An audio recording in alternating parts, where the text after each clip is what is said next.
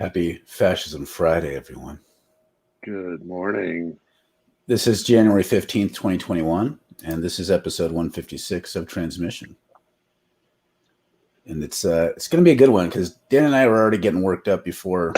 Yeah. We kind of talk beforehand each time, but this one I'm having to hold back. So we have all kinds of thoughts. We hope you have all kinds of thoughts about this. There's lots of little moving parts. In some ways, this is stuff we've been talking about the whole time, but we want to advance the conversation. But first, we should introduce. There's Bubo. For those who are listening and not watching, we have a knit robotic owl that is the mascot created by Catherine and Adam, who listen and are who is actually the leader of Antifa. Bubo, the yes. robot owl. Yes. What about Jason? Jason, the goose that was seen at Antifa. Oh, right, Jason. So no, Bubo is the true leader of Antifa. Jason is just the subcommandante of Antifa West. Yes. Anyways, I'm Mark Van Steenwyk. I direct the Center for Prophetic Imagination. And I'm Daniel Wolpert. I direct MICA, the Minnesota Institute of Contemplation and Healing. And good morning to those of you in America, and good evening to those of you in Eastern Europe or other parts of the world. We had Myanmar yesterday. That was awesome.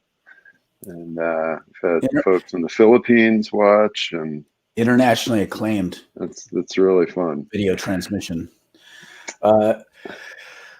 Today we're talking we're covering a few interrelated things today. We're already starting to. When you start talking about fascism in America right now, there's this tendency to look at this as an anomaly, that this is a new thing. We've talked about that. It's not new. This has been a culmination. And we also tend to talk about it as though, stupid, these charismatic prophets are fighting amongst themselves. Like some of the prominent ones who will have the integrity to say, you know what, I was wrong, have been getting death threats. Other prophets are saying, and not only that, but actually the funniest thing to me about all of that is how they're suddenly saying, oh my gosh, these Trumpers are crazy. I had no idea, which just goes to show, how the human mind is really adept at ignoring reality. And people live in their bubbles. They use this is the thing. Christian ministers, particularly amongst evangelicals and charismatics, are so used to overstating things. I'm on fire for Jesus. I have a radical faith in our Lord Jesus Christ. We need to go to the streets and proclaim his love. But they don't do it. So it's this over the top way of speaking. And so then all of a sudden when people take it seriously, they're like, oh wow, I didn't know. Oops. And so we point to evangelicals and charismatics, and then a lot of people who are progressive mainliners or Catholics are like, you know what, those evangelicals are crazy. But just to kind of frame this, maybe I'll post this right now. Okay, look, you can see, for those who can't read along, this is recent this is polling data basically for the election. And most pollsters think that Trump performs better than is actually polled. Because people don't like to self-report that they like Trump. All U.S. registered voters, 42% were polling for Trump, 52% for Biden. But if you look just at white people, white evangelical Protestants, 78% for Trump. But then if you cut that out and go right to what we think of as the progressive mainline, it's still 53% for Trump. White Catholics, 52% for Trump. So a majority of white Christians, generally across the board, and there might be some outliers among Quakers and stuff. But generally speaking, it's not like there's no room for white superiority over other white superiority. It's just this weird kind of recognition that this is about whiteness more than it is about evangelicalism in particular. Yeah. And we have to ask, why are the evangelicals getting riled up? And we have some things to say about how, I think inevitably every white denomination will support authoritarianism if it means their survival is at stake. Right. Yeah, and so particularly, and I was just listening to this conversation that a couple of the head Presbyterian staff folks, the Washington office and the stated clerk were having yesterday. And, they were talking about how, Christianity needs to be anti-white supremacist and support justice and, saying all this great stuff.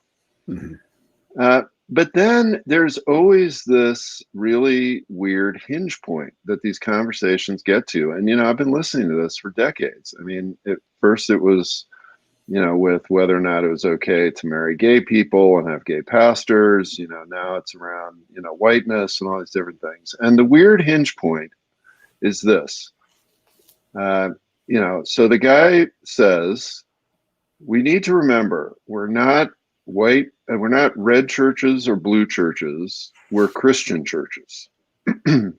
And we need to remember that Christianity is about this guy Jesus who is on the margins. And of course, politics is connected to everything. So it's okay to talk about politics. And we just need to realize that everybody's Christian and needs to support these justice-oriented things. And it ignores the fact that all those red Christians, right, the majority who voted for Trump, are not going to suddenly change their mind about what you think Christianity is about just because you've told them that. Mm-hmm. And, and they say, well, pastors don't preach these things. It's like, well, pastors don't preach these things because they're going to get fired or because their biggest donors are going to leave the church. And so, this idea that suddenly we can kind of convince all these folks who basically have bought into a Christianity that is absolutely allied with whiteness and with capitalism. And by the way, the real problem with these situations is that those red folks are all the richest folks because they're the ones most committed to capitalism. They are the biggest donors in these churches. Yep. And so the real elephant in the room that we don't talk about, along with politics, is then money. Economics. Is economics, and that the only way a church after fascism becomes non-fascist is if it's also willing to let go of not just its allegiance politically with some of these movements, but also economically. And that's what really scares the crap out of people, because of course, the higher up in hierarchies you go in the church, just like in corporations, you make more money, right? Like I think the salary should be inverted. Like bishops should make less than everybody else, not more. Right? The bigger congregation you pastor, you should make less than the person that pastors the 15-member congregation. Right? You're stepping on toes, Dan. This idea, like, okay, I know, like you pissed someone off this week about this, talking about this on Facebook, and I've been bringing it up because it's an amazing snapshot. Yeah. But generally speaking, the people who rise in the ranks, this isn't always true. This is a generalization. It's not always true. Tend to be the most adept at beating mediocre, moderate technocrats who are able to balance maintain the status quo and please as many parties as possible. This is why people tend to rise through the ranks. I've seen this in my the Mennonite church. I mean, it happens all the time. Well, we have this professionalized clergy. You have to pay for pensions. There's so much that makes sense. Like you want workers to get paid, but at the end of the day, people want to maintain institutions.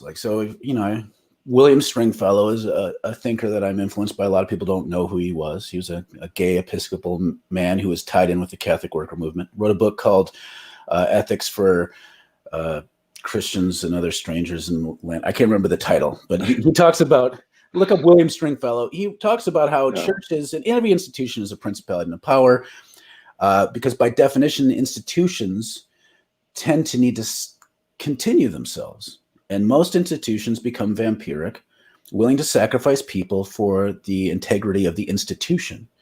Now, white institutions, by definition, will maintain whiteness because white systems of power are what keep them in place. And this is, by the way, I can't speak for people of color, but I've heard enough of this to know it's generally true. And it's something we have to think about.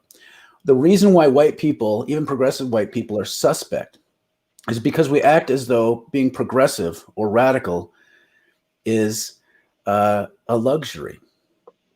When our institutions are thriving enough to not have to be conservative in order to maintain themselves, we can spend some of our progressive points on these causes. But as the moment these causes challenge the integrity of the institution, we slap back and become like Luther Seminary in town, or any seminary almost everywhere, which plays the middle of the road to not offend people. This is how you get churches, you get like evangelicals trying to maintain power by throwing their weight behind fascism. And you have the mainline denominations complicit in fascism by not speaking out loudly enough or at all. And so we're inevitably going to come back to this point because our institutions matter more to our Christianity than the people and sermon.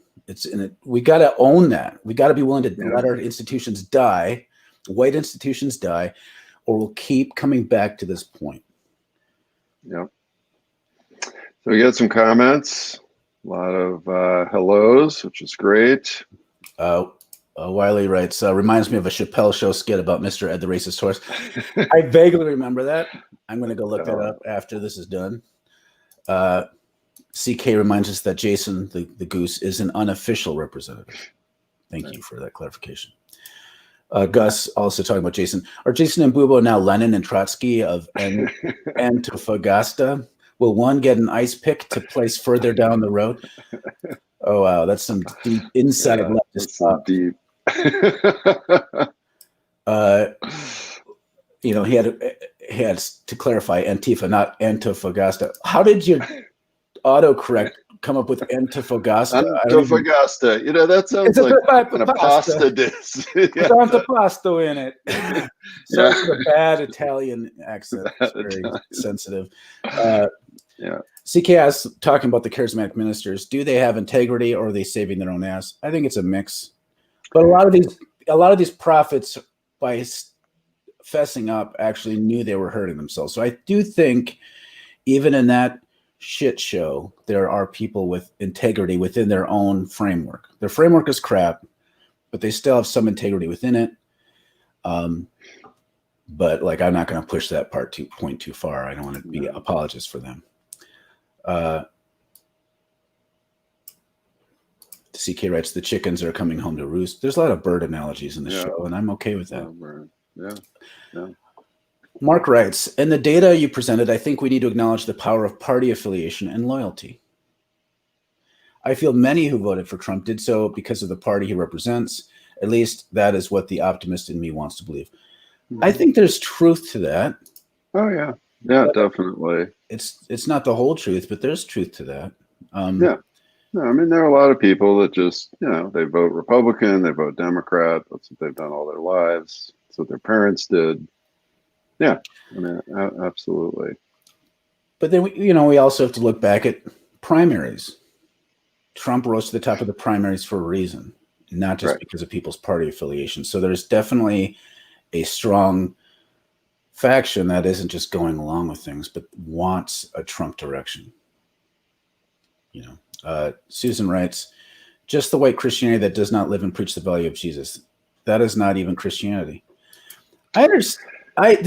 There's a lot in that statement that I can kind of go along with, but I tend to shy away from this idea of saying, oh, that's not true Christianity, because at a certain point, the dominant expression of Christianity for 2,000 years gets to be the textbook definition rather than the Platonic ideal of Christianity that we strive for, that we have never really fully lived up to in any large scale. And so if what you mean by that is that's not faithful to Jesus, so anything that's not faithful to Jesus we should throw out. But the problem is every denomination leadership thinks that they're generally more faithful than not, but the sum totality of their actions kind of supports the weight of American imperialism.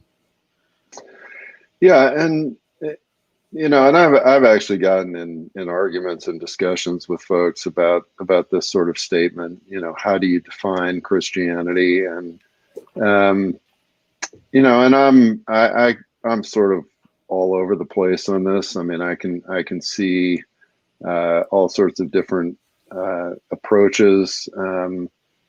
And yeah, on the one hand, I can understand the desire to put forward this, as you say, Mark, this sort of Platonic ideal of Christianity or certain manifestations and saying, well, these are closer than others. Mhm. But I also understand the people that just say, hey, look, if somebody says they're a Christian, then that's Christianity, whether you like it or not. And so everything that manifests as Christianity is Christianity. Um, yeah, it's a challenging Yeah, it's a challenging conversation. to me, the part of the heart of the question is how it functions. So, like, Hmm. if we take your statement, those aren't real Christians at full value, how does that inform my actions? This tends to be how I like to approach things. And often, Hmm. I'm not saying you're saying this, but a lot of people, when they say that, it's a way of washing their hands of any sort of complicity and any responsibility to remedy that. Hmm. Now, one of the things Dan and I were talking about beforehand is if let's take that in the most positive way we can, saying that's not real Christianity. If people say that enough, then what I would like to see is denominations split Right. along these sorts of lines about justice. Like part of this, one of the idols we have is this faux unity idea that we have to somehow hold hands with people, no matter whether they're racist or not, uh, whether or not they're warmongers or not, because Christianity is so important. Well, Christian unity, in my mind, starts with the oppressed. And if people in a denomination recognize, like, look, we got to be about this Jesus stuff, they need to be willing to break and do their own thing, even if it hurts their bottom line, so they can have integrity and solidarity. So if we're going to start saying that is an aberration to what I believe the gospel to be, then we need to follow through with it and Hmm. not blame these other people saying, yeah, they don't like gay people, so I guess my church can't be really open and affirming, and I'll have to wait another couple decades before we can actually like fully recognize the full humanity of my trans brothers, sisters, and kin. And historically, when you look at groups and people and communities that have done that, what you see absolutely consistently is that they remain small without political and worldly power, Mhm. right? Which, you know, is what Jesus was and who Jesus was. And, you know, the hard part is, right? The hard part is that people want all that stuff, right? People want all that stuff. Um, you know, I mean, Mark and I, for who we are and our level of intelligence and our level of education, I mean, we are worldly failures. You know, It's so we true. are not, you know, we are not bishops, we are not vice presidents of corporations, we are not, and it's not because we're not capable of any of those things. Um, it's because our anti-institutional stances for a lot of things, you know, you get blowback for that. You get smacked down for that.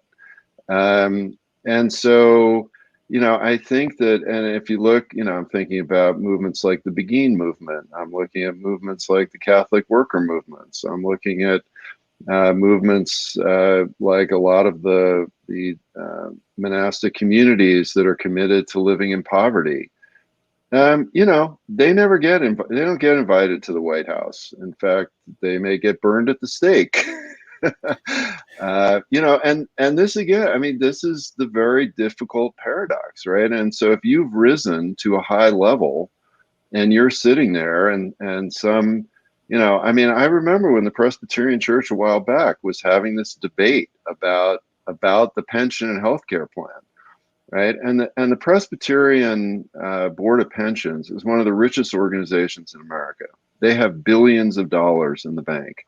And for the number of people that they're serving, the earth could blow up. And I joke that the Board of Pensions would sort of maintain itself as this little planet orbiting the sun, self-sufficient for eternity with all the money they have. And they were looking at, cutting pension benefits. And one of the guys on the board gets up at the beginning of this debate and starts talking about, the challenges of having your own yacht, and launches into this analogy about, having a yacht. And, it's really hard when you have a yacht and you have to maintain a yacht. And I'm sitting there and I'm thinking to myself, I need some fucking investment banker or something that's on this board. I'm thinking to myself, do you know how many pastors have a fucking yacht? Like, not too many. And yet, that was the reality that he lived in and wanted to live in. And so then he has risen to a point where he has control over whether or not, pastors making 30 grand in the middle of nowhere, get health care. Mm-hmm. So this is the real challenge, the paradox of faith and politics and money that we're always up against. Yep. I could say a lot more about that. But yeah, we've got a lot of comments. Susan writes, institutional corruption of politics run through the churches to the core. Exactly. Follow the money. And, that's entirely true. And it's also entirely true that a denomination doesn't even have to be corrupt to be complicit, depending on how you use the word corrupt. I think it's the normal baked in operating system, and we have to challenge it, I mean, this is the whole thing about Jesus pointing to the cross as an ethical framework, which is all kinds of complexities with that. But at the very least, we have to be willing to lay down sustainability in this cause of justice in proportion to the amount of power, influence, and prestige we have in a society, which is why the white church in America is such a failure at Christianity, even though it's a success when it comes to religion. Even though when it's in decline, like Dan is saying, there's still billions of dollars wrapped up in this white Christianity thing. There isn't. Yeah. Medium says that living inverted, Dan. Did you say living inverted as a comment somewhere back, Dan? Yeah, we were talking about, bishops making the least amount of money. Okay, gotcha. Yeah, I'm with that. Totally. Yeah. Stefan writes, servant leadership, the community should decide the pay of its leaders. Yeah, I mean, see, again, the problem with that, right, is that if you have this framework, though, where the community, so in most white churches in America, the pastor is the one person who is supposed to practice Christianity. And everybody else, they're just kidding, right? And so everybody knows what the pastor makes, and you get publicly beat on for making too much, and jokes told about you just work 1 hour a week, and wow, you make all this money. I'd love to get money having coffee. You make a whole $30,000 a year, and of course everybody else, they make however much money they want. They do whatever they want with their money. One stewardship season, I suggested, I said, well, look, you all know how much I make. So what I think we're going to do is we're going to post around the church the salary of every member of the church. And then we can all talk about how much we're all making. Oh my God. That didn't go well. Yeah, you should see the looks on people's faces. I thought I was going to have to break out the serious psychoactive medication. Yeah.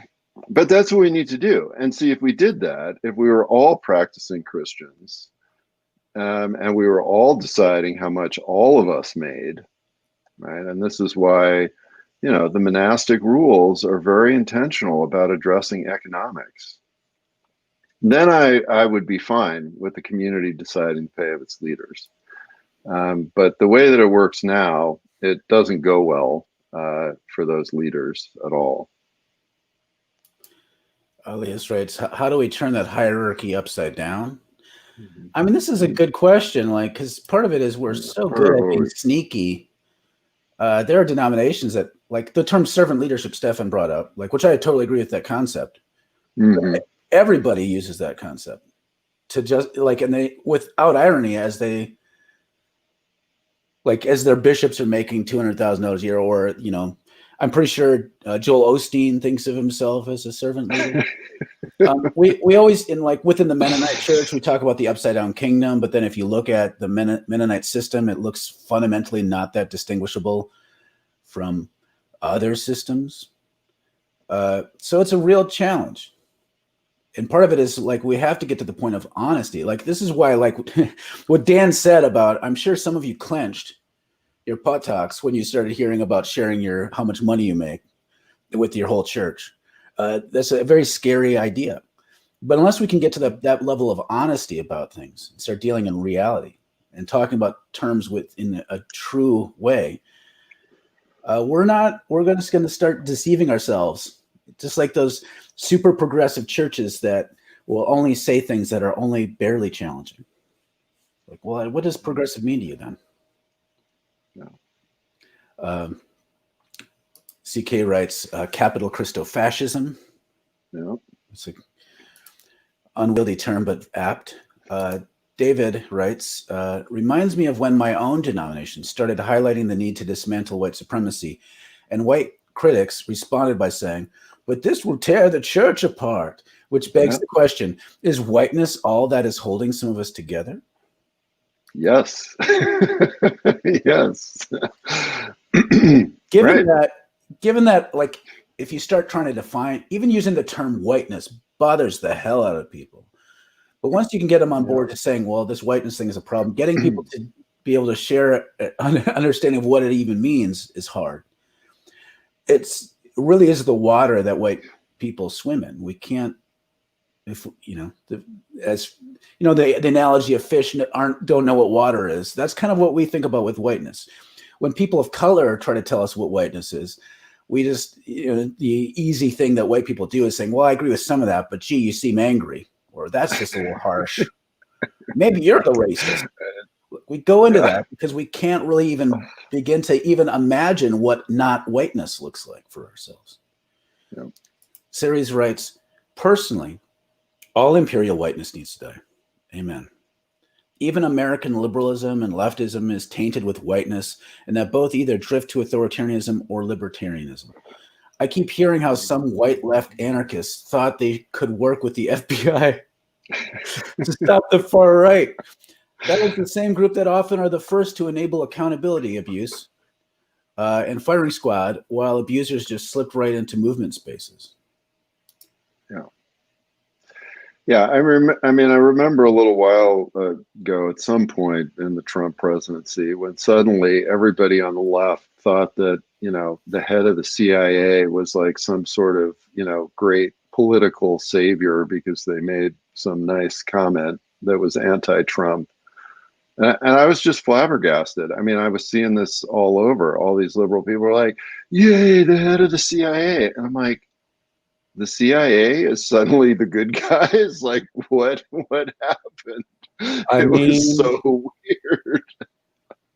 In Dan's lifetime, for sure, and probably mine, these agencies murdered Black leaders. Like, come on now. Like, an entire generation of prominent Black leadership was annihilated like a generation ago. Well, and not to mention people of color leaders all over the planet. Oh, for sure. And let's not act as though somehow they're all buddy with Black Lives Matter. Even if there are some high-ranking Black folks in the CIA and FBI, that doesn't. White supremacist organizations don't change just because you put some not white people in there. Like, it's structural. The Attorney General of Kentucky is Black. Mm-hmm. How did that go for Breonna Taylor's family? No. So white supremacy is not just the sum totality of individual white racist thoughts projected outward. It's baked in. And I say this all the time because I think it's important, is that if I were a wizard and it could eradicate racism from every human heart today, we'd still have white supremacy tomorrow. Okay, we need to understand that. Uh, So, Mark, we're doomed. It's half an hour. We've got we care all about these this stuff. comments, so We're we going to care break about. through. We lose control We of love your ourselves. comments. Tassi writes, the church is deaf on keeping POC and other people safe next week. Yeah. Yeah, that's true. Like I don't want it to be too. Yeah. Okay. Keep going, Mark. This is hard for me to focus. Okay. Vishal writes, to the point about leadership, I once heard someone sum up the episcopacy by saying someone is either a good pastor or a good administrator, but the people who rise to the top are rarely both. You know, I'm just going to let that statement stand on its own. Amen. Julia writes, slaveholder religion has had a long life. It's true. William writes, have you looked at underground seminary as an alternative to United or Luther locally? Yeah, underground seminary is connected with Church of All Nations. I could say a lot. I think United's good. I think Luther's has its qualities. Underground seminary is great for what they're trying to do. These systems are bigger than just like opting into a slightly better system. And, part of it is not even just tied up in Luther as having a problem. Like they're tied into a larger ELCA problem, which is tied into a whole capitalist problem. So it's elephants all the way down.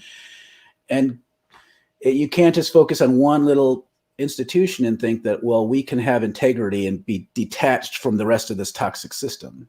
This has to be a collective project across institutions and systems. And it has to start with honesty, not just like the vague honesty of like white supremacy is a problem, but really being honest about our complicity in it and doing like Dan said, start showing our checkbooks and how we've been into the details. Yep. Kathleen writes, in the 1980s, I was a lay member of a Missouri UMC church.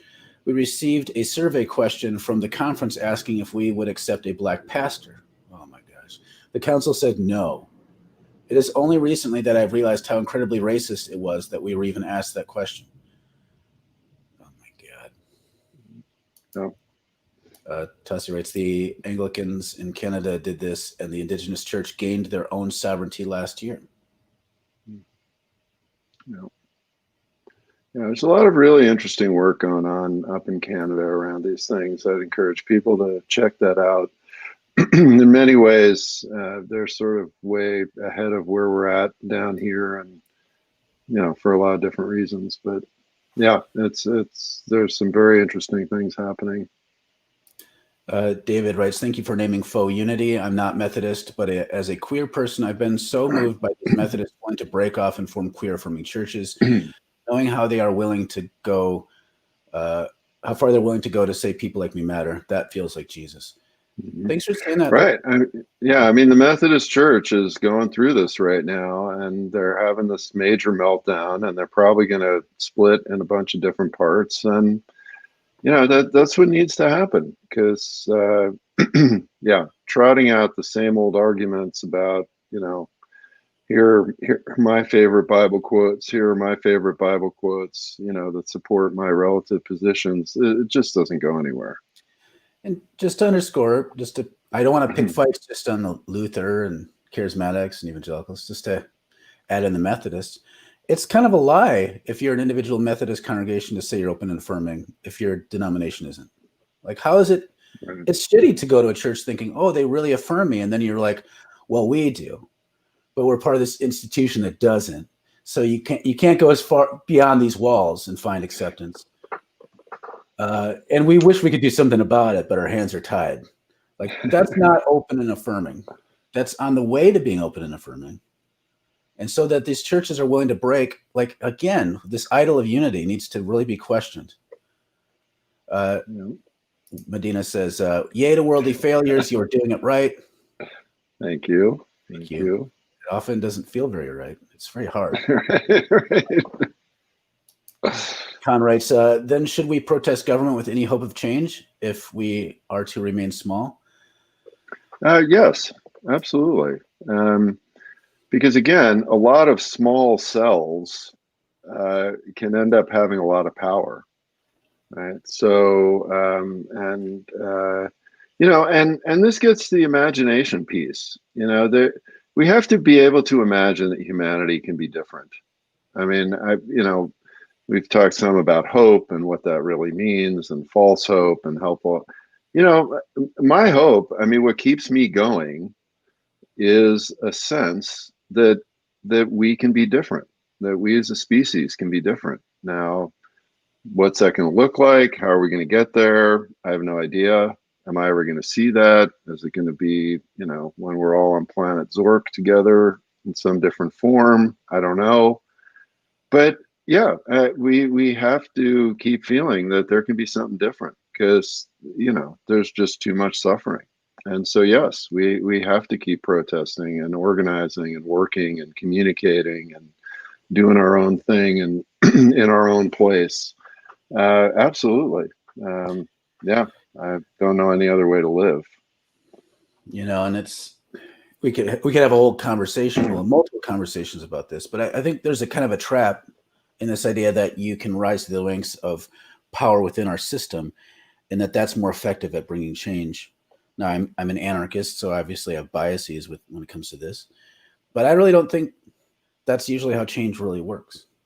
Like even like some of the most successful revolutionary type movements, like the Zapatistas, it's not like that small group of people in the Chiapas had a lot of power within Mexico. That's not how they got about it. They just said, we're just going to like leverage what we have and do our own thing here in the Chiapas. Lots of groups start small. Lots of things, change happen small and through agitation. So, but if we have people that are willing to work within the system and they actually have integrity, great. But I don't think we should use that as our primary strategy of like, well, I guess we have to stay at like a big denomination, be beholden to donors, and play it down the middle in order to gain influence, so that maybe someday someone can rise to the ranks who has integrity to do an Oscar Romero.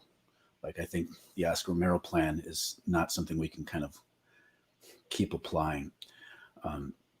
CK writes, I think that a lot of this can be explained by the fact that as humans, our brains are on autopilot. We don't engage our conscious mind as often as we think we do. Yeah, for sure. Yeah. Don writes, how many pastors have a yacht? I laughed out loud. I mean, yeah. I don't, and yeah. Does a pontoon count as a yacht, Dan? I don't think in that guy's mind. Because you can totally put like a canopy over it, put a bed in there. So that's a yacht. Yeah. Lance writes, when we talk who and what churches we call Christian, I think about Jesus's teaching. You build monuments to the prophets and say had we lived then, we would not have taken part in spilling their blood, therefore testifying that you are the sons of those who murdered the prophets. I think we contemporary Christians renounce the oppression or sight-sightedness of the previous generations, but fail to recognize our participation in the current system. Amen, Lance. Yeah. I think that's totally true. So Mark, I think we're going to have to call this. Oh man, there's so many comments left. I know. Let's do a couple more, and then we'll just close off. We love all your comments so much. Yeah, Siri's just gonna, decentralization sadly doesn't guarantee that imperial whiteness stops being powerful. QAnon is an example of decentralized imperial white supremacy getting steam. Right. Evangelicals and charismatics are decentralized. I think decentralization has a great organizational tactic baked into it, but it doesn't. It's not. Doesn't guarantee anything. Doesn't guarantee anything. It's just a tactical way of delivering information and organizing people. Jumping down, see if there's any comments from people. Let's get to Julia here. In the mid-'80s, my home was robbed. Only thing taken was every piece of paper in the house, including photos, letters, date books, address books, and everything in filing cabinets. Community members then informed me what COINTELPRO was. Yeah, so that's it. They go after information, they try to gather data, and they take down leaders. Catherine writes, reminds me of a line of this poem, How to Explain White Supremacy to a White Supremacist by local artist Guante. White supremacy is not the shark, it's the water. Amen. And last word from Tyler, who hasn't commented in this episode yet. Since it's Martin Luther King Jr.'s birthday today, quote, first, I must confess that over the last few years, I have been gravely disappointed with the white moderate. I have almost reached the regrettable conclusion that the Negro's great stumbling block in the stride towards freedom is not the White Citizens Council or the Ku Klux Klaner, but the white moderate who is more devoted to order than to justice, who prefers a negative peace, which is the absence of tension, to a positive peace. And then the comment cuts off there. That's a good place to end because MLK Day is Monday. We're not going to be on for much of next week because I'm going to be away in a remote cabin, right? So I don't think we'll be back. So we're not on Monday, Tuesday, Wednesday, and Thursday. Oh my gosh! So it will be jumping right to Fascism Friday next week. From one Fascism Friday to another. Sorry, everybody. All right. Well, we love you guys. Thanks so much for all the great comments and participation. Really appreciate it. Thank you. I hope everyone has a better weekend than they had last weekend. That's as much optimism as I can muster. See ya.